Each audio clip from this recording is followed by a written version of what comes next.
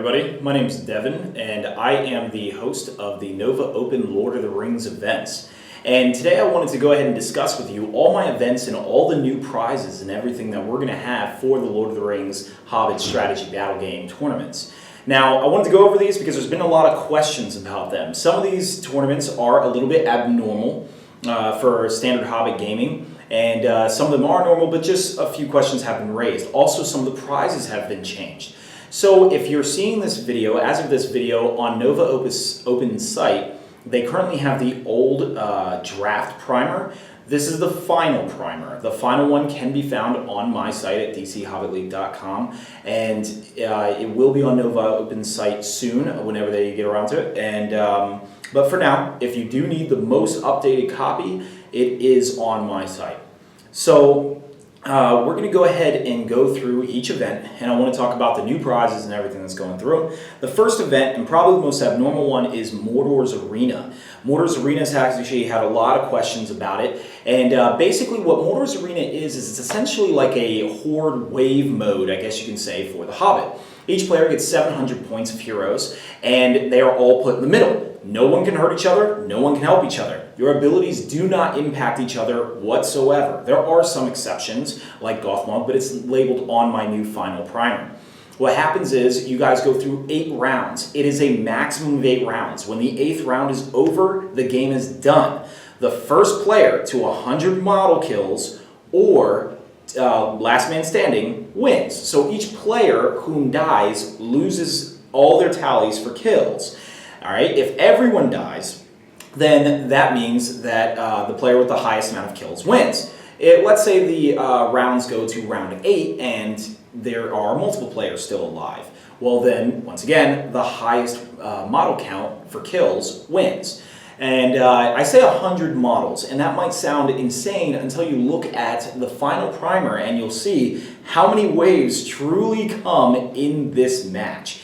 There are a lot. There are 3d6 goblins in 6 access points that all come out on the first turn, and it only gets progressively harder from there. You guys will be stretched really tight by wave 3 and 4 when now you see trolls start coming out, and ringwraiths, stuff like that, and they'll attack you in a very specific manner. So you can actually use different tactics to try to kill your opponents even though you can't affect them. So the models will attack the closest players. So by artful movement and such, you can get the enemy AI models, which are controlled by the judges, to attack certain guys, overwhelm your allies, or not really allies, but the other competitors, and cause problems for them. This is actually an extremely fun match. It may sound chaotic right now, but we have done this match for well over 10 years. It has actually been a staple in our Lord of the Rings community here in the United States and the Washington, D.C. area. And it is something that you might really like to enjoy. The match is 4 players maximum. Now, it says on there there's 2 rounds. 2 rounds is 2 games of 8 turns. So the game actually only takes about 2 hours. But I put 4 hours on the site. The reason it's 4 hours is because it's 2 different games. So it is not going to take 4 hours. 8 rounds doesn't take that long.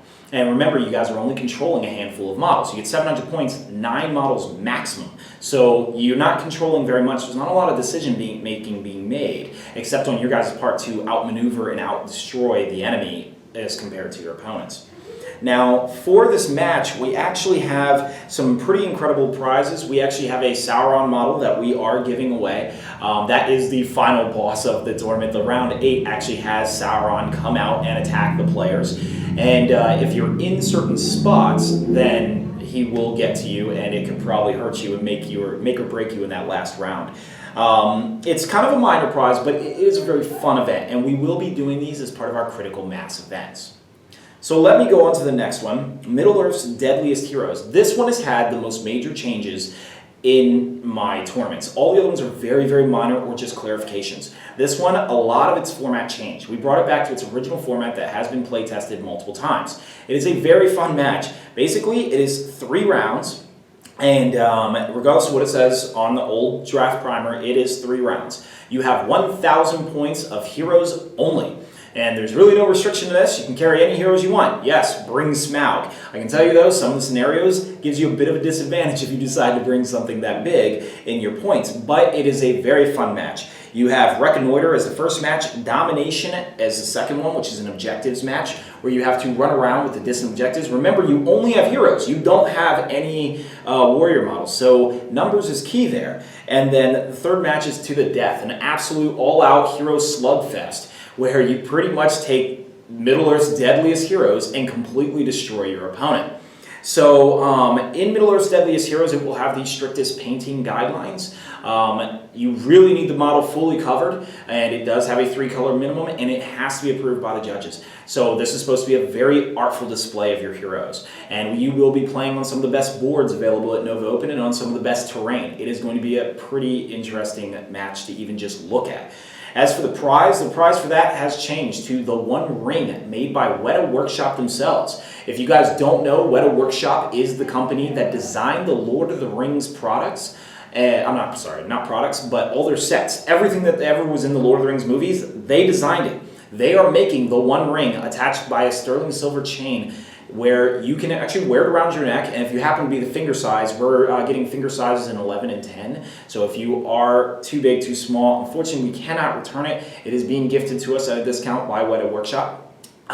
We actually have to return it within the first 2 days of our receiving it, which won't be during Nova. But it will come with a chain that you can wear around your neck, or you can just display prominently. You get the one ring, so you are Middle-earth's most deserving of the most powerful weapon in Middle-earth.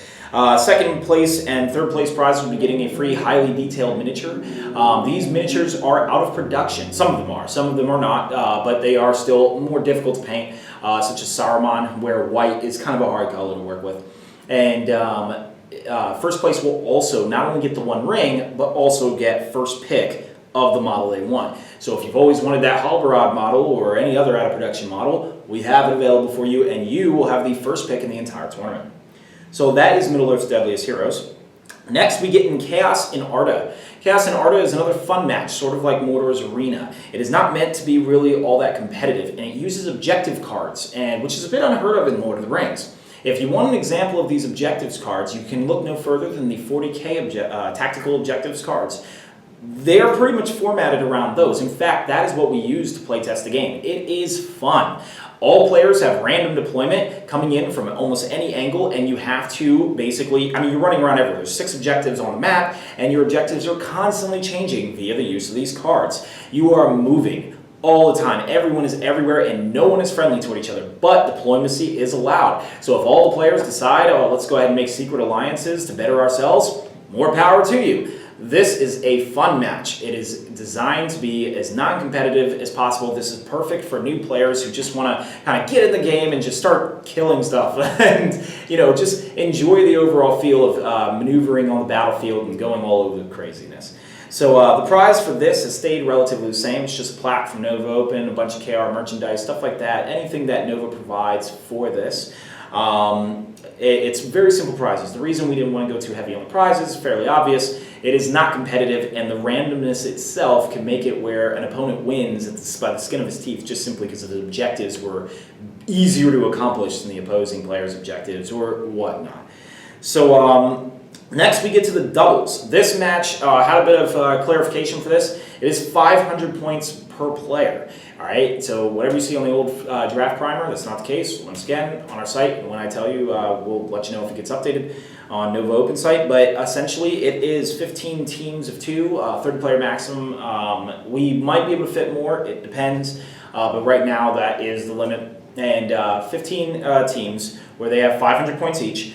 This does not really have strict guidelines as far as the army building. You can pretty much do it any way you want to. The models must be painted.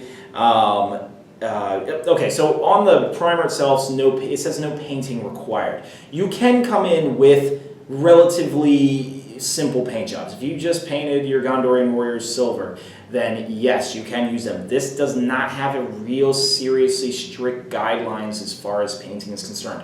You do need them primed, you do need some paint on them, it's just not strict. So when it says no painting required, that should be clarified to say that the paint job can be just simple. So as far as the Lord of the Rings doubles, the matches have changed only slightly. It's to the death, hold ground, and storm the camp. For those of you who don't know, Storm the Camp is actually a relatively old objective, and it was made in the Legions of Middle-earth days. In those days, there was no victory points in the same way we have them now, so the match has been formatted to have victory points. This is a play-tested scenario. It does work very well, so if it looks a little bit unusual to you, just go with it. Trust me, you'll like it when you see it. Finally, we have the Lord of the Rings Grand Tournament. This match starts at 10 on Saturday, 10 in the morning. And pretty much you want to show up a little earlier than that because you need your list. This will be a highly monitored event. I will be gathering everyone's lists. I will be gathering everyone's, in fact, looking at your armies as you're playing them, constantly cross-referencing it with your list. You'll go through this the entire time. Even the winner will have a final cross-referencing of their list to make sure that no foul play occurred. This should be very fun, but this is the competitive tournament. If you think you really are a master of Middle-earth and a master of Lord of the Rings, then you should really enter into this. Now, there are a couple guidelines about how you can build your army. There really isn't much. You'll often find that despite the guidelines, you pretty much can build almost any army you want. Essentially, it's 2 factions maximum. If you do decide to ally into another faction, you need a full warband with whatever you bring in. Now, there is an exception list to this. So, the lists that don't count toward the 2 maximum factions and also don't have to bring in a full warband are listed. They're actually in the front of the primer, but it's like Fellowship, Thorn's Company, the White Council, the ones you'd expect. You can just throw them right in despite having already 2 factions. It's not a problem. And they don't count toward it. And also, if you decide to ally in independent characters, so let's say that you decide to bring in, let's say K-Drake or a Ranger of the North, you just ally him in, but he can't bring a warband. That's fine. You just have to fill the warband. So if you decide to bring a Shade into your Harad list, then now you need a full retinue of orcs, which might help you break faster. I don't know, maybe you can mix it into your list, but this is the point. We wanted it to be as fluffy as possible, where it's not just a single weird random thing that got brought in. It is a full alliance. You are bringing in another warband for yourself. Now, the matches for this have changed to become a little bit more streamlined and for a little bit more clarification, because in a grand tournament like this, you need as much information as possible. And so what we did was we made the final round a to the death, so you will get the epic to the death fight, just an all-out brawl between the 2. Might sound, for some of you, like, oh, that's uninteresting, I wish it was a little more crazy, or, you don't want that. We want the tournament to be as fair as possible. The winner needs to be no qualms about, oh, well, had this happened or had this been different. No. So, otherwise, the matches are extremely simple. To the death, domination, reconnoiter, high ground, and then to the death again. You can bring Smaug to the tournament. You're probably not going to win. Unfortunately, the tournament has been formatted to have it where you pretty much need a pretty balanced force. You're going to need a lot of different things in order to really win. Especially some matches are impossible for you. Domination, you really can't win that because you have to capture multiple objectives. Smaug is a single model. So yeah, feel free to bring him and it'll look awesome, but probably not going to do too much damage. We actually formatted a lot of scenarios so that way he couldn't and you would need a full army. Though, if you prove me wrong, it'll be very interesting. As far as the prizes for this actually has a slight alternate. As everyone knows, it is a board from Right War Game Terrain. They're the same ones who built all the boards that you will see at NOVAopen. And for that board, it is up to a 4x4 in size. The height is relative to pretty much the size of the board in general. So the height is not really mentioned, but it is flexible. We're going to work with Right War Game Terrain and myself in determining the size of this board. This is a custom board that will be built for you to your specifications, and we ship it to you. We do everything for you. We build it. It can't be built in advance, obviously, because we don't know who the winner is.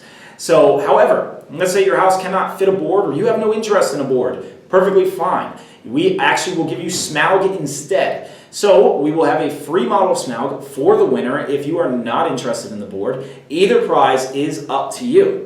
Also, we have other prizes. We have Best Painted, voted by the judges. So the judges will go up to all the armies. We will choose the Best Painted army. They get a free display board for that army that we will be building for them. Once again, Right War Game Terrain builds this. It'll be a 2x1, just a display for your army. Just a cool little thing, something that'll look really nice as an addition to your very well painted force. Then we have most unbroken. And this is pretty much the player who broke the least but was not the tournament winner.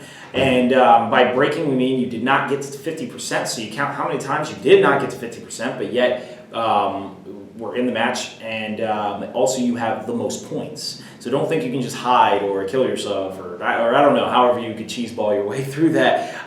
You will need to have the most points. Also, it was being unbroken. That person gets a free helmet from Gimli himself.